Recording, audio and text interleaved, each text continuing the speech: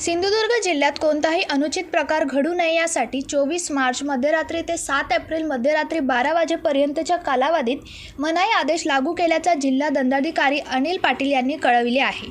सिंधुदुर्ग जिल्ह्यात कोणताही अनुचित प्रकार घडू नये, जातीय सलोखा, कायदा व सुव्यवस्था अबाधित राहण्यासाठी महाराष्ट्र पोलीस अधिनियम 1951 चे कलम 37(1) व 37(2) नुसार 24 मार्च रोजी मध्यरात्री 1 वाजल्यापासून ते 7 एप्रिल रोजी रात्री 12 वाजेपर्यंतच्या कालावधीसाठी जिल्ह्याच्या संपूर्ण भूभागात मनाई आदेश लागू केल्याचे जिल्हा दंडाधिकारी अनिल पाटील यांनी प्रसिद्धी पत्रकाराद्वारे कळविले आहे। जिल्ह्यात 30 ते 31 मार्च गुढीपाडवा, रमजान ईद सण उत्सव साजरे करण्यात येणार आहेत। यानिमित्त विविध धार्मिक कार्यक्रम आयोजित करण्यात येणार आहे।